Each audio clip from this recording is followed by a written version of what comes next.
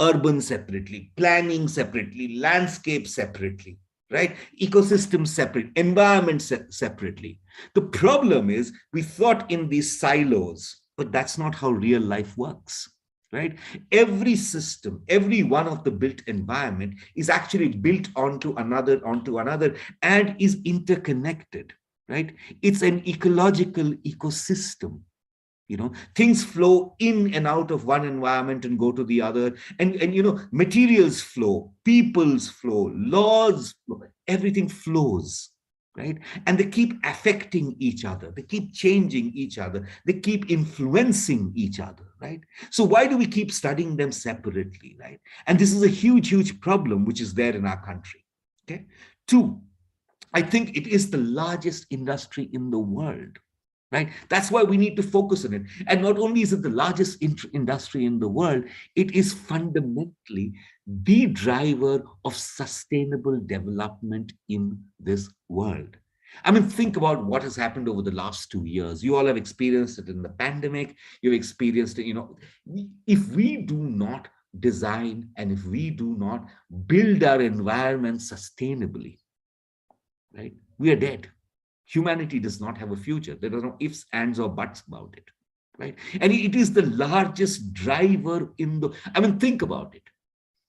If the definition is any environment that is built, where is there any other place for it? Which industry can be larger than that? All right. Now, in India, for example, okay, over the next 4 to 5 years, we are looking at there's a requirement for about 44 million skilled jobs in this industry. Okay. Now, in fact, we need people who are game changers in the idea of housing, better codes, services, infrastructure, accessibility, justice, space resilience, waste regulation, policy reform, spatial demand, development issues, building codes, public health, infrastructure. Everywhere there is a demand, right? All of this is required, right? Why? Because there's actually a lack of qualified professionals who can engage in these initiatives in India. Now look at these numbers, right? A country like UK has some 38 people per 100,000 people who are working in these areas. All right. You compare it to India. Look at the number India has, 0.23. It's one of the lowest in the world, right? We don't have qualified people in this area. Okay, right? What do we need? We need people who are of all kinds, starting from building inspectors, city councillors, we need construction managers, we need waste managers, we need people who are landscape architects, designers, we need interiors, we need strategic planners. We need to think beyond just the thing of architecture and interiors, right? And we need to create a different kind of a graduate who's going to work with the built environment, all right? Right? And we need these people at all levels, at the level of the neighborhood, at the level of the city, at the level of the metropolis, at the national level, and the supra or the international level, right? Now, why study at the JSAA? What I'm going to do is I'm going to give you 7 reasons, right? 7 reasons. Each of these will actually produce you as a very different kind of a professional in the field of design and built environment. Completely different kind, absolutely unlike anything you can imagine or anything that has been happening in India today. Okay. Now, each of these 7 reasons will prepare you towards building a better world, we believe, right? A world that is more just, which is more equitable, which is safe, healthy, beautiful, and most importantly, sustainable. Right? Now, what are those kind of things? And what kind of things do you need to be? Right? So let me go to number 1. I go back to that idea that we cannot solve the problems with the same kind of thinking that we use them. So remember, we cannot have this siloed kind of education. We cannot have an education, where one size fits all. It doesn't work like that, right? It just doesn't work.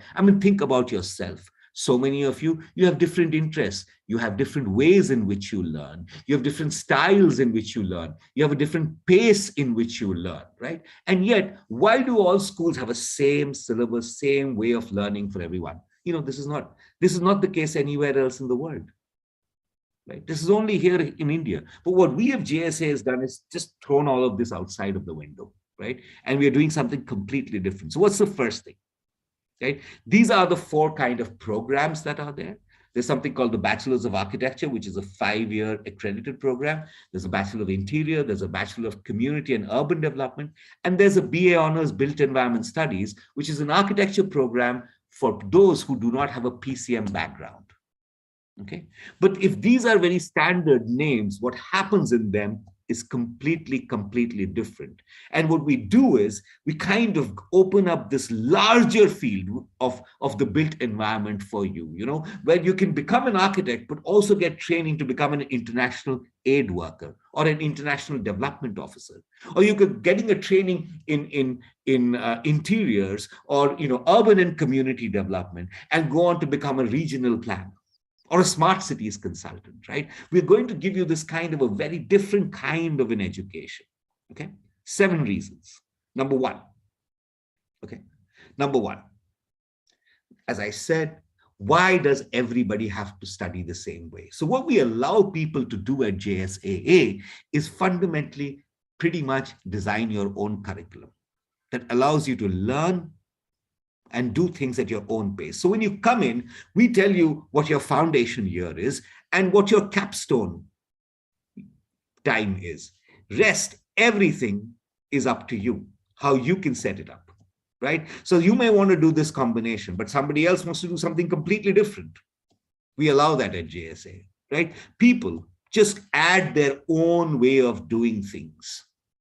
Right? So you want to take something else and move it around, we completely allow that. You want to take the site and texture studio, not at this point of time, somewhere else, no problems. Right? You want to take an electric studio before, no problems. You want to take a minor because you feel like combining it with a studio, perfect. We allow all those kind of things. Right? There's a complete flexibility, customizability to your program. All right. Number 2, this is the most important, one of the most important things, right? You can do anything on paper. And this is the problem. When, I went off to the US way back in 1998. And, when I came back in 2011, I found, oh my God, we are doing the same thing that we did when I was in school. And the problem with that was everything was on paper. Now on paper, you can change the world. Right? You can pick up the building and everything seems to work perfectly. You know why? Because the reality is kept out of it. But the problem with this is that when you go to the field, when you actually start your work, right, you realize you know jack. You're ill-equipped to do anything. And that was the case with us. Sourav is here, Abu has just joined us, and Akanksha here. They're all products of a system like this. And ask them what happened to them, when they graduated. Right? They're all products of this system in which you did things on paper. And when they graduated, you can ask them what the problem was. So one of the first things that we did was no project in JSAA is imaginary or hypothetical, right? We teach our students everything by doing live projects where you have a client, you have a consultant, you have a real project that you have to work on, you have budgets to deal with, and you have real consequences. Because believe you me, as designers, as people who work in the built environment, your actions have consequences. And you better learn how to deal with the consequences from day one. Right? Because you are dealing with people's basic issues, where they live, how they use the city, how they feel safe in it, how they feel supported in it. Is there development happening?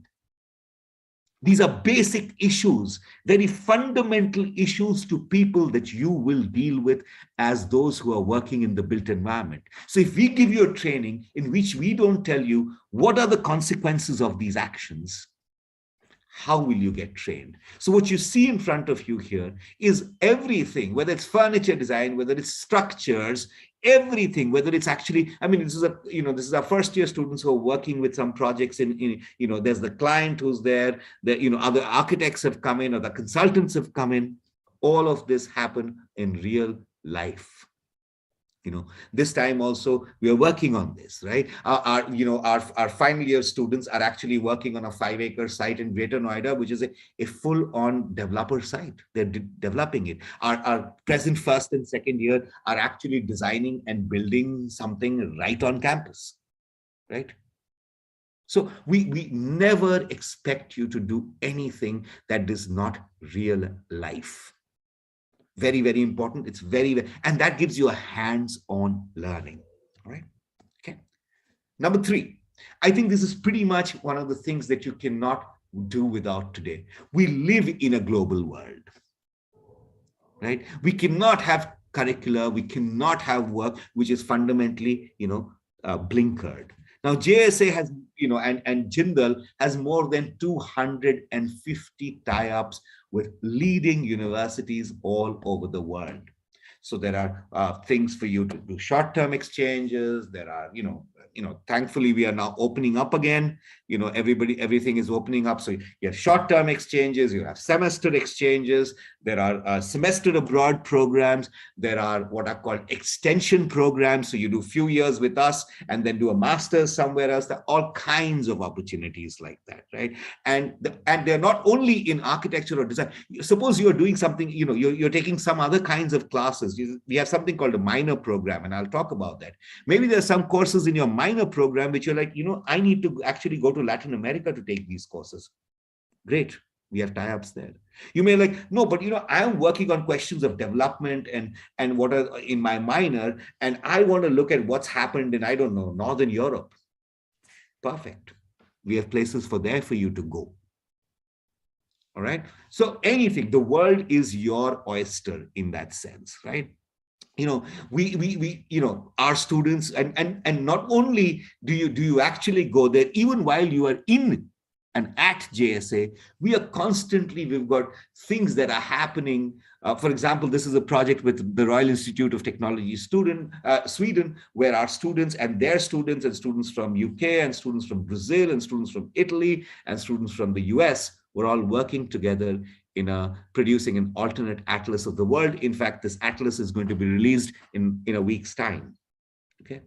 Now, if this is true, and if you need to kind of do this, you've got to understand your faculty is something, or is something that has got to be equally multidisciplinary and equally global, right? And one of the things that we've been able to do at JSAA, right, and I want to play this little graph for you, is bring together people from all over the world and across disciplines, right? So we have anthropologists, we have historians, we have architects, we have landscape designers, we have geographers, we have civil engineers, we have philosophers, we have historians, and they are from the top 20 universities in the world, whether it's Cornell, it's Heidelberg, it's Cincinnati, it's Syracuse, it's Georgia Tech, it's Harvard, it's Politecnico de Milan, people from CEP, from Jamia, from Glasgow, you name it, right? From Utrecht University, people, Purdue University, people are there from all over the world, all right, at JSAA. They've kind of come together.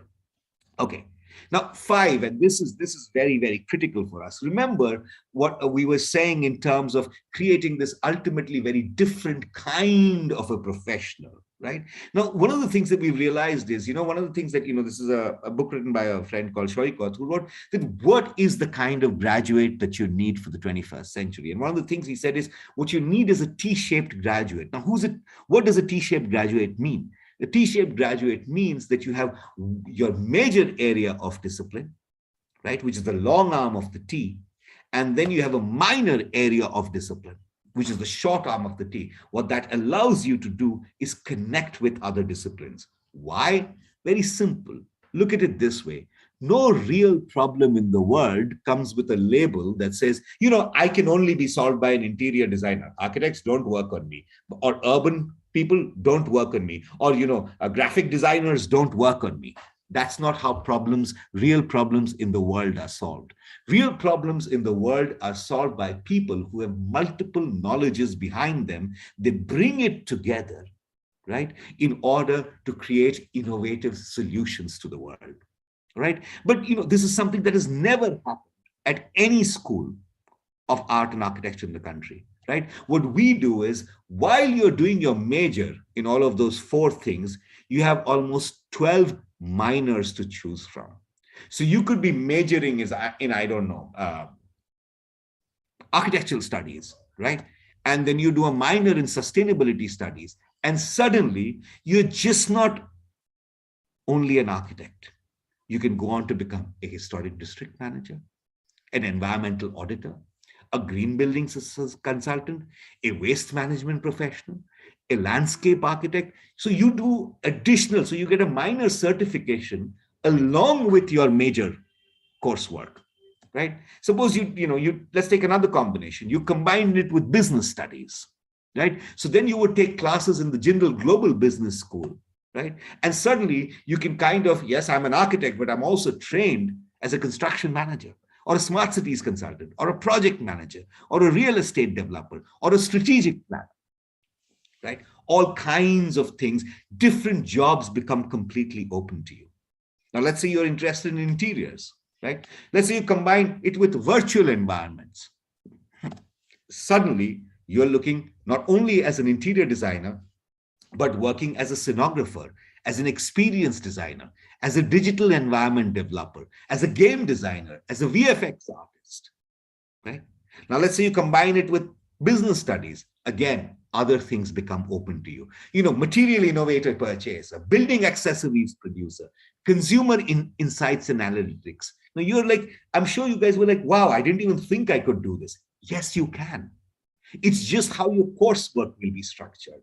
All right. So you're kind of getting two for the bang, for one, right? Let's say you're interested in community and urban development, right? You combine it with liberal arts. Suddenly, other things, mobility designers, social policy research, social and community managers, development professionals, municipal operations, historic and heritage district managers, developers, right?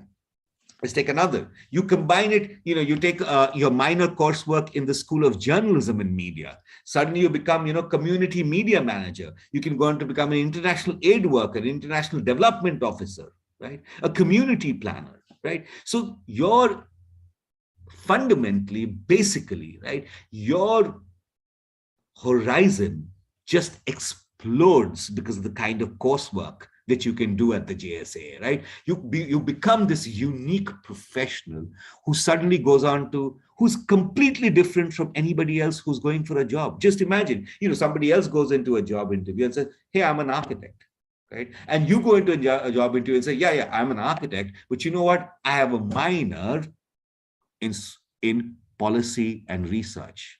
Now, suddenly, a different kind of a job becomes open to you. And that's true for a lot of our students. Our students are interning at places where you couldn't even imagine architects are required. I mean, how many, or designers are required? How many of you thought that the World Wildlife Fund would actually allow for designers to come in? They do. Our students are. Right? It just completely changes where you're going. Now, the last two things, and I'm going to talk a little bit about research and then let Abu talk more about the industry interface. Now, research is central to what we do at JSAA. Right? Now, not only, we have started the first undergraduate research conference for the built environment in this country ever. We had it in September, and now it's become an annual feature. Undergraduate students from all over the world came and presented their work. Right? Apart from this, right, it's not only this. Every one of your classes, every one of, you have these practicum kind of things, which are, where you do additional research projects from day one. We have students who are working with students at IIT, with students at Ashoka, students everywhere in India and abroad working on research. One such project is something called the air quality project. right? So there's a lot of research that you're also involved in, right? And you learn how to present at conference and become this adept kind of a professional, okay? I'm going to stop here and probably hand over this part, the industry interface part of it, to Abu, who's joined us, right? And then what we'll do is we'll open up the floor for questions, right? So thank you for bearing with me. I'm going to stop sharing my screen, and Abu, you can take over now. Thanks, Jaideep. I hope I'm audible. Yes, you are. Yes, sir.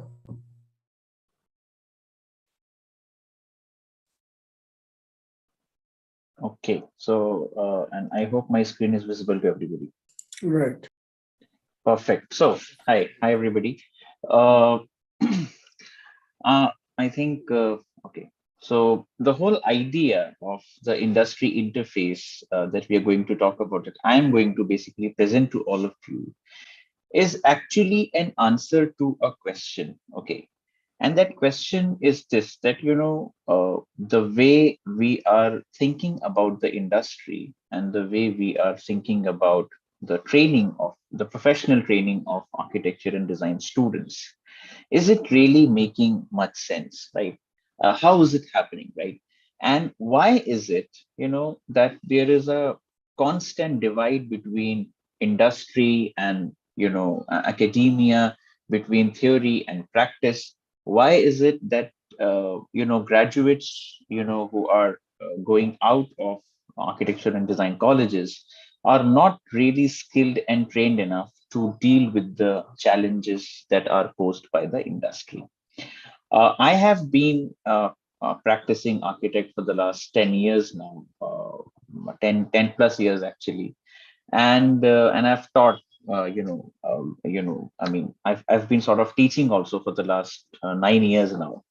And one thing that I have always experienced, and one of the problems that I have always seen in architecture and design education, is that students have spent 5 years in the college, right? 5 years, 4 years in the college, and still after graduation, if I give them a simple practical problem, that you have to do the design of this particular house, or you have to do the design of this particular school, or a very small kind of a project, right?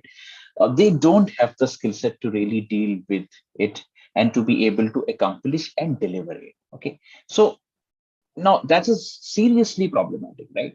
Because if one has studied for 4 years or 5 years, I mean, doing a house project and delivering a house project should be a very, very easy task for that person. But it is actually not happening. And this is one of the reasons. And so not just a design, but any kind of work that somebody wants to do. So let's say somebody does not want to go into mainstream design practice, but wants to go into architectural writing or design writing or architectural research or architectural journalism, or maybe some other field, maybe conservation, design, conservation of buildings, heritage, and all of those kind of things. Or maybe wants to go into policy, and wants to go into allied fields of design, right?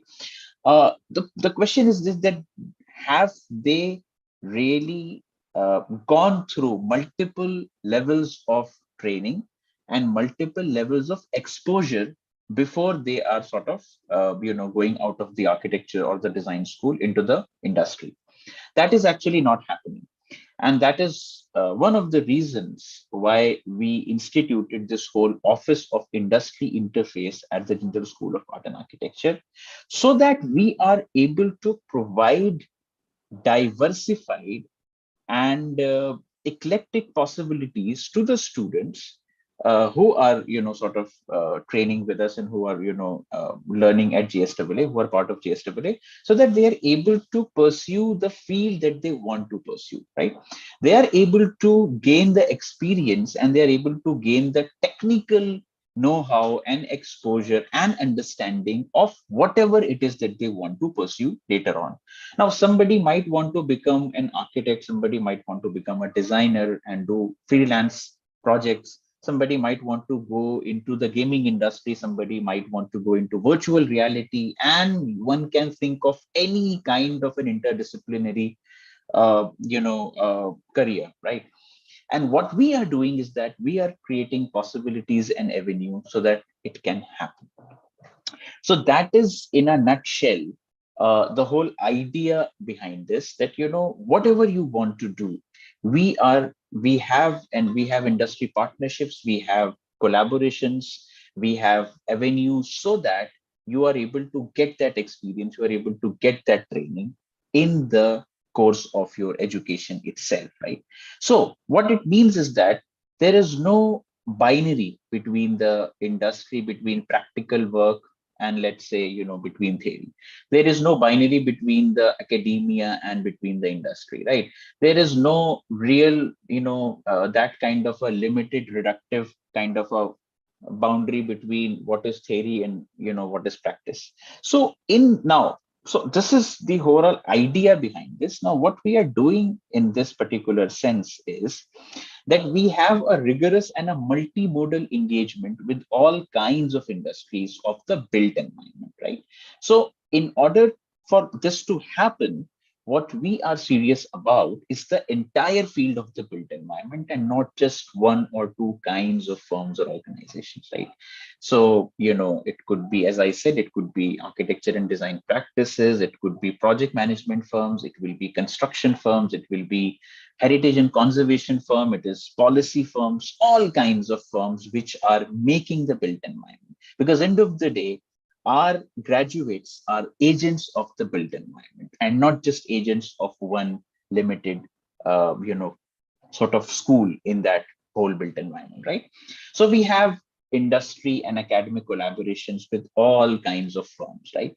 We have ateliers which are very much part of the industry, and where we work along with the industry in a very collaborative manner. And I will show you later on what exactly I mean by this kind of a thing, right? And what we are doing is that another question that we constantly ask is that why is it that let's say an architecture or a design graduate is not able to get a good pay, for example, in most of the cases, if we see the situation, right? So the whole idea is that the whole reason is that the students are not really skilled, right? So how can we think about pay scales, and how can we think about skill and expertise gap which actually exists between what the industry wants and what the graduates are, right? So these are some of the things, and in this we have essentially three things that I'm going to talk about: the internship program, the externship program, and the knowledge exchange program, right? So the as far as the student internship program is concerned, we have industry collaborations, we have we have a very curated application process. So what we do is, let us say, the first thing is that every student has to do internship in winters and summers, right? And in that, what we do is we first of all ask our industry partners what kind of works do they have, what kind of vacancies, what kind of work opportunities do they have, and then we share it with the students, and students apply in the organizations and in the works that they are interested in, and then we mediate the entire process of the students applying and sitting for the interview and doing the job talk and all of those kind of things. And so that's how we sort of move on with this particular thing, right? And so this is a very curated application process. So it's not just about getting a student an internship in a particular organization. It is much more detailed and in depth, right? Because it's a very detailed process in terms of curation, in terms of mapping of the student interest, in terms of placement, in terms of fine tuning all the issues that sort of crop up in these situations, right? And so this is just an example of what I'm talking about. So this is the kind of sheet, a detailed sheet, where you see there is a name of the organization, the description, what kind of work do they do, what is the description of the internship that they want, what are the prerequisites, right? What is the mode, right? What are the deadlines, and what is the application link? This is what we share with the students, right? Then we also have an externship program, where what happens is that interestingly, if you want to continue your internship during your course of study, and you also want to get some credits for your internship. So we have externship program, we have projects, and we have courses which are offered by the industry. The industry partners come to the school and they float a course which is basically their own project. So let's say somebody is working on a real project, and they will do is that we have an collaboration with them. They will come to the school, they will float a course. All the students who are interested in that course will apply and will become part of that project. So what happens is that the practical training is going on during the semester also, not just in the vacations, but also during the semester. So the internship is being extended and extruded throughout the year, right? And then there also you have a variety of projects that you can select from depending upon your interest. So there are 8, 10 different project are institutional partners, and everybody is floating a very different kind of a project. So you can choose whatever you want to learn and whatever you want to get trained in. So the whole internship gets extruded throughout the 12 months, right? Now, so this is one example of a practicum project that I am sort of leading, which is actually the Solar Decathlon India, which is a design build competition, which has all ingredients of designing, building, energy, sustainability, affordability, resilience, everything built into it. And so all the students who are interested in learning about particular aspects of building design and architectural design and sustainability sort of took this practicum. So they will be getting credits also for this, as alongside their semester studies, right? This is another very good example of a practicum project, which is this Buland Sheher Legacy project. So students who are interested in conservation and heritage opted for this course, right? Then we also have the knowledge exchange program, where we have lectures, we have workshop series, lecture series, we have study programs, we have certification and accreditation program for all of you, for the students, so that the students are very much updated and their technical skill sets are very much updated, and they know what is actually happening in a particular domain of work, right? Uh, and in a very short span of time, which is actually not even a year, actually we have achieved a lot in this particular sort of department, in the sense that we have 60 plus industry collaborations with all kinds of firms, right? And I will show you what these firms are. And we have 100% internship placement record of students, right? We actually have more options for internships than we have the students. So our ratio of student to organization is almost 1:1 right now. So we had actually 55 students who were applying, and we had 60 plus firms who were offering internships, right? So it's pretty flexible in that way, and pretty generous in that way, right? So we have a network of industries, all kinds of firms, 100% placement records. And again, the students are doing internships in diversified sectors. So if you see, you have all kinds of sectors: heritage and conservation, architecture and design, NGOs, policy and research, urbanism, construction and management. These are some of the examples of the student work that they have done as part of their internship, right? Uh, Again, very, very diversified kind of work. Some is working on design, some is working on journalism, some is working on, this is actually a very interesting intersection of art and business, right? So this is actually a very interesting e-commerce platform that our student is actually creating with the Kala Chaupal for artists and craftsmen to sell their products, right? So we also have now an MOU and understanding collaboration with Indian Green Building Council, National Institute of Urban Affairs for certification programs, accreditation programs. So again, if you see, these are some of our industry partners, who are, from the architecture and design background. These are some of our industry partners which are from the conservation background, heritage background, sustainability design, arts and crafts, World Wildlife Fund, for example, Joydeep was talking about it. These are again some very interdisciplinary firms which are working on museums, some are working on art objects, some are working on various kinds of things. These are things which are organizations which are working on urban issues, energy issues, project management, right? These are firms which are working on journalism, social design, community design, right? NGOs, all of those kind of things, right? And these are some of the examples of industry experts which have been visiting JSAA. So again, experts, very diversified backgrounds. One is a lighting designer, somebody is a very famous acclaimed architect, somebody is an urbanologist, somebody is an architectural photographer, right? If you see, then again, we have various kinds of experts, somebody who is actually dealing with the HVAC air conditioning design, because that's also part of architectural design. Somebody is talking about their architectural practice. Somebody is talking about how they are working on urban issues. So, the whole idea is that all kinds of possibilities and pathways are very much curated and given to all the students, right? So we have people coming from UX design also, right? Because we are also now, very soon we are going to start a vertical on this also. Uh, so these are some of the examples. Long story short, this actually tells you what kind of experts and people are visiting our school for lectures and workshops, right? And then, as I told you, that it's a very curated internship process is very curated. There is the student experience is very important. What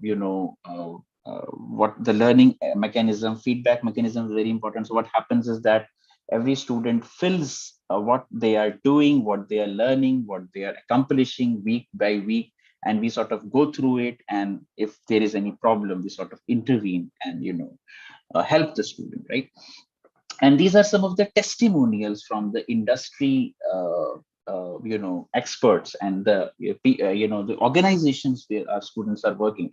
So one thing that I've always witnessed, and because I directly deal with all of these industry experts, is that they are, they sort of come back and they always have very nice and gentle and kind words. And one thing that everybody says is that you guys are doing something which was really missing, and which is really the need of the hour, right?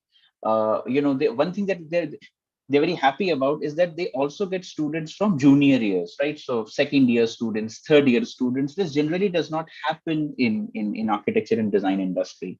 So they are able to work with these students. The students have very fresh minds, and they're very open to ideas, and they have the skill set, and they're very happy because the student from a very early stage is quite aware of what they want to do, and they are sort of getting a head start way before their other peers will be getting a head start.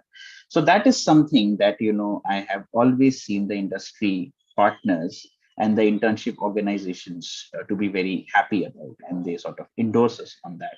So just to conclude things, it is about students' interest, it's about students' career, it's about students' future. We train, we guide, and we create opportunities. Yeah, that will be all from my side. I'll be happy to take any questions that you might have. Thank you. Thank you, Abu. I think it was great. I think very interesting things that you guys are doing, trying to bridge the career and the gap in between the education system and the final career, the real world, and how you're dealing with the problem head on. So I guess without delaying it further, we'll quickly start with the question answer session. So if anybody has a question, please unmute yourself, or you can type it out in the chat box.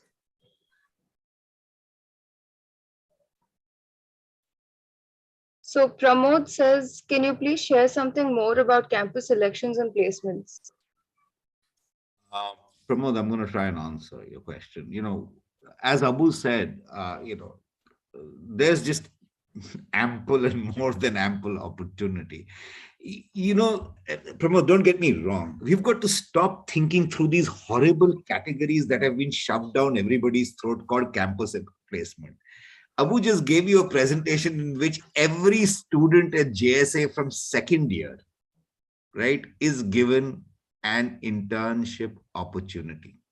When you are working in an internship and you're getting about 4 to 6 opportunities, imagine how many firms you've already worked with, right?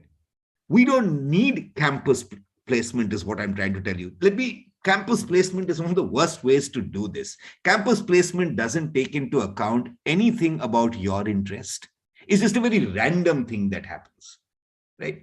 We are doing something far more involved than that, right? So from day one, once you finish your first year, okay, you are constantly, every break, you have this kind of a detailed internship that happens for you. Then he talked about externships, right? Where companies are coming and offering classes, you're again working with them. So by the time you're graduating, Pramod, you have more than 6 to 7 companies which are vying for you because they already know what you're doing, right? And not only that, you actually have serious work to show to them because you can say, look, I developed this for this company, right? So please, I want you all to stop. I mean, I don't know how to make you understand, but I would really want you to think beyond this kind of very standard generalized things. That's the death of education. That's the death of learning. And that's why, whether it's our cities or they are in the problem that they are in, right? The whole idea needs to get changed, right? Okay. Let me try and answer some. Whoever told you that at DQ, Adriel, is completely wrong. Just tell me who that person is. I will sit them down and tell them you're giving very bad advice. Please understand one thing. If you go and look at any, Adriel, I'm trying to answer your question. Okay. Please understand one thing. As I told you time and again, as you will realize in your life, the greater, the more interdisciplinary and multidisciplinary you are, the better your chances for a job are. Think, I'll give you my own example. My undergraduate training was as an architect. Then I went on to do my master's in history theory, another master's. I'm sorry, there's like a background. Can anybody please get muted? Yeah. So I did my master's in history theory, and second master's in cultural studies, in architectural history, cultural studies, and then went on to do my PhD in history of architecture and urbanism, and a second PhD in anthropology, right? Now I combine anthropology, history, architecture, and design in ways that you can't even imagine, right? Because you have to understand the world, as I keep telling people, do you think the problem out there in the world comes by with a label that says I can only be solved by this person? It never works like that, right? And that is the reason, if you just try this, try typing in specialization. You will see specializations are going down all over the world. Interdisciplinarity is what is in the future. Please understand that when you graduate, right, and your peak is going to come 20 years from now. Specialization is already out. It's gone. It's done. Nobody's interested in it nowadays like this. That's why, if you notice, in the last 10 years or so, liberal arts as a program has gone up so much more than doing a simple, let's say, a history honors. Why do you think that is the case? Because people are realizing that a kind of an education which is multidisciplinary and interdisciplinary, which allows you to make connections with different systems of knowledge, are the way forward, are the future. All right. So I hope that answers your question. Now, Sanjana, you have a question. I would like to know if all these courses no, not at all. Only the 5-year BArch program requires PCM and NATA. If you want to do the architecture program, we have an architecture program where you don't need PCM. You see, all over the world, please understand one thing. That I have taught in the US, I've taught in the UK, I've taught in India is the only country where it says architects need PCM. Now you have Abu Talha Farooqi, who has done an undergraduate, and Sourav, who is there, and Akanksha, who's there, who have all done undergraduate in architecture and then gone on to do a master's in architecture. Why don't I ask one of them to ask how much of PCM did they actually do? Abu, you want to answer that question? Nothing it's really. Actually, no, it's actually bogus. These are just bogus things. So, they will tell you straight on their face, it's bogus. I would say even the maths requirement in JEE is bogus. It's bogus. You never do any of that stuff. and nowhere in the world is this mandatory, only in India. But there are historical reasons for it. If you ever come to JSA, we'll tell you the history why they did stupid things like this. Right. But, so none of these programs, the interior program, the urban and community, community and urban development program, none of them require PCM. What you have is, for all of these other programs that are there at JSAA, other than the BARC, right, we have something called the JCAT, which is the Jindal Creative Aptitude Test. And, Azad can talk a little more about that. Azad, do you want to take 5 minutes and just talk about it, please? Yeah, thank you, Jadeep. So those who have a question on the PCM and the BARC and B design, see, as per the Council of Architecture, you must have to have a physics, chemistry, math at +2 level. And you must qualify in NATA exam, which is conducted by the Council of Architecture. If you qualify in NATA and you score 50% and above aggregate in physics, chemistry, math, as well as overall, you are eligible to take admission in any of the architecture school in the country. And that's mandate from last year, the third NATA exam when they conducted in the month of September. So NATA is mandatory whether any architecture school you're joining in this country. NATA applications will be available very soon as per the Council of Architecture. And those who are looking for admission in any of the Bachelor of Design program or BA Honors in Built Environment Studies, you are not supposed to have a PCM. You're eligible with any stream, arts, humanities, commerce, MBBS, engineering, anything, polytechnic, whatever you studied, you are eligible to apply for Bachelor of Design program and Built Environment Studies. But the admissions are purely based on your performance in the Jindal Creative Aptitude Test. We take NATA as a score later in the stage. If you drop your idea to get into BARC and you plan to join us in the design school and under the Bachelor of Design program, then we may consider your NATA score later on. But initially, you have to qualify in our Jindal Creative Aptitude Test. This aptitude test is divided into 2 parts. One is our written test, which is a home-proctored online entrance exam scheduled on 18th to 20th of February. And once you qualify in the round 1, we will invite you for the round 2, which is portfolio and the interview scheduled on 26th of February. The last date to apply to Jindal School of Art and Architecture is 15th of February. That's after 2 days. For any of these programs, our exam, as I said, is scheduled after 4 days. You won't be able to register for Jindal Creative Aptitude Test because the exam is being conducted by Pearson USA, and the registration will be closing on 16th for appearing in the written test. On the screen, you can see the fee that we charge for interior design and built environment studies is under your budget.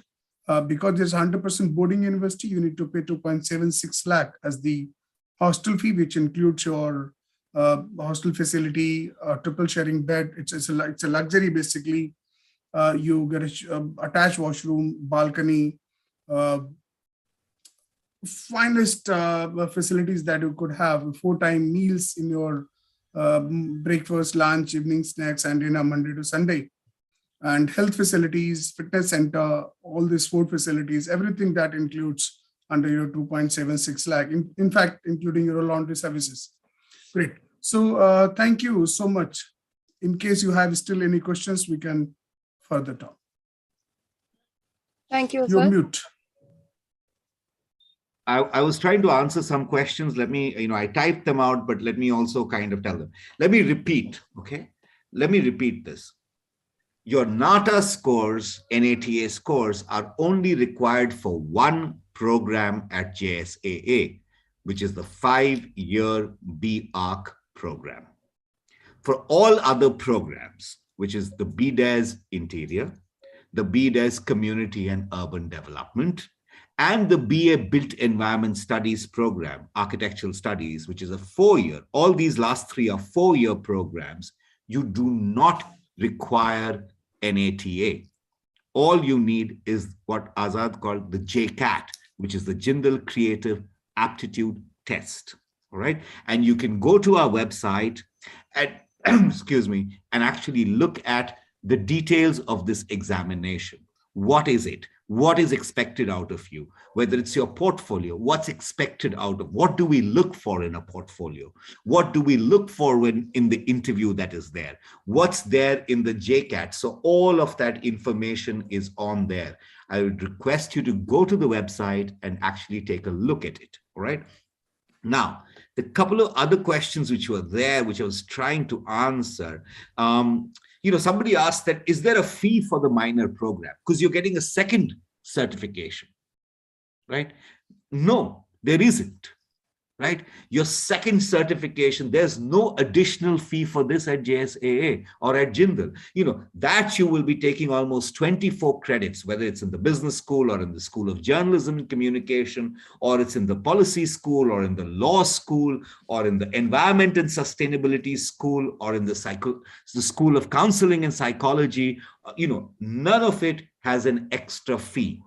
All of this is included, right? There are students who want to do dual minors at JSA. Even that, there's no extra charge for any of this, right? So for your major area of study and your minor certification, there is absolutely no extra charge, right? So all of these charges that Azad talked about is all inclusive, right? Everything is included in that, whether there are no additional charges over this, things like software fees, everything is included in this, right? That Azad just mentioned. The tuition fee includes everything, right? And we give you access to so many softwares, right? You can think about it again. I mean, we have more than 250 softwares. We have a virtual environment laboratory that's there. We have more than 4,000 square feet of a fabrication workshop, which has got 3D printers, everything that you can imagine, right? Everything, all fees, everything is included in all of this, right? That's number one. All right. Now, what else? Somebody had asked this, the question that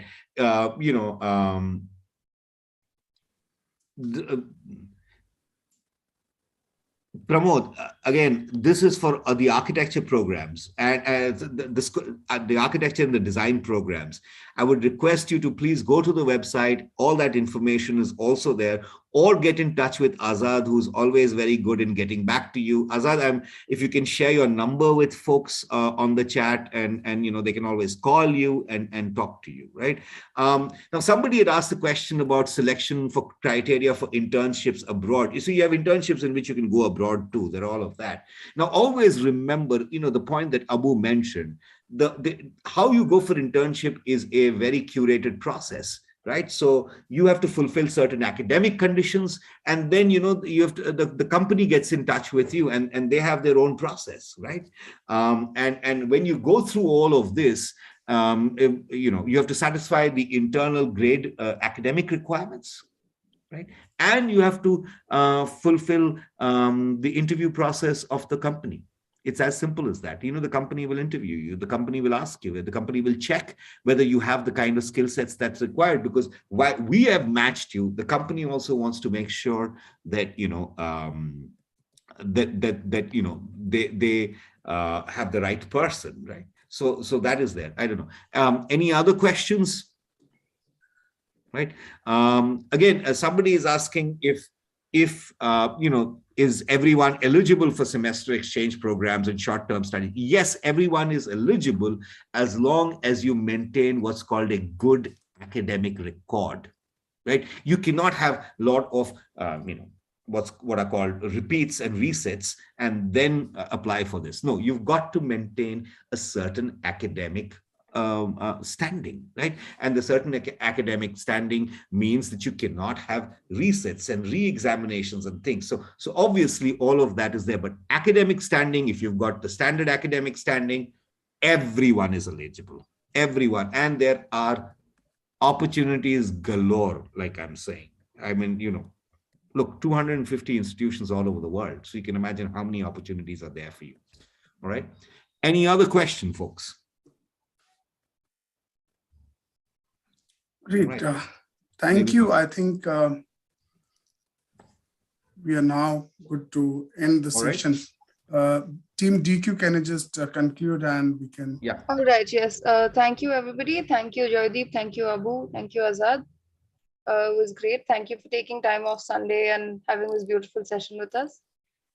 Right. Thank you so much. Wonderful. Wonderful. Alright. Thank you Everyone so have much a for good joining time. us, everybody. Just get in Thank touch you, with me wonderful day. tomorrow.